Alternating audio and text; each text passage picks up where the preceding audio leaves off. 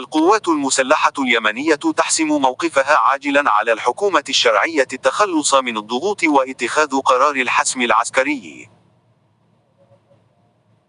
قالت القوات المسلحة اليمنية في افتتاحية صحيفتها الرسمية 26 من سبتمبر إن العوات الإقليمية والأممية تتوالى من جديد إلى سلام مستدام من خلال حوار بين من أسمتهم أطراف الصراع في اليمن، متجاهلة دورات الحوارات الماضية التي لم تلتزم بأي من مخرجاتها ميليشيا الحوثي الإرهابية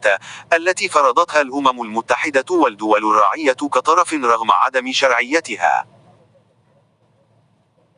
وأكدت صحيفة وزارة الدفاع أن الأمم المتحدة ورعاة السلام تجاوزوا وبشكل واضح وصريح المبادئ وقرارات الأمم المتحدة التي لا تقر مبدأ الحوار مع التنظيمات الإرهابية، وفي طليعتها ميليشيا الحوثي الإرهابية التي استولت على مؤسسات الدولة الشرعية بقوة السلاح ودارتها بقانون الغاب بعدما ألغت التشريعات والقوانين المنظمة لعمل تلك المؤسسات.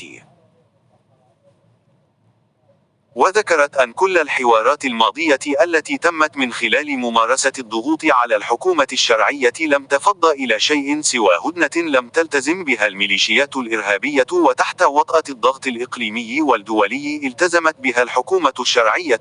وعانى جراءها شعبنا الكثير من المآسي المتعلقة بحياته المعيشية وإزهاق أرواح كثير من أبنائه من خلال القنص المستمر واستهداف الأحياء السكنية بقذائف المدفعية والطائرات المسيرة.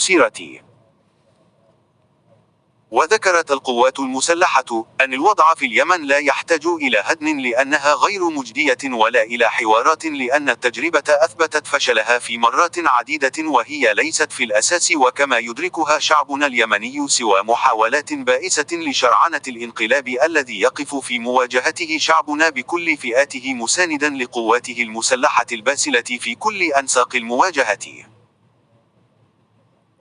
وأشارت إلى أن الفرصة سانحة والشعب متحمس والقوات المسلحة متحفزة لقتال حاسم يعيد للدولة الشرعية مؤسساتها وعاصمتها المختطفة، بل ويعيد للحكومة مكانتها التي تتعرض كل يوم لمحاولات إضعاف من خلال الضغوطات المتتالية والمتعلقة بتكبيل القرار الوطني وتضييق مساحة نفاذه وطنيا وتحركه إقليميا ودوليا.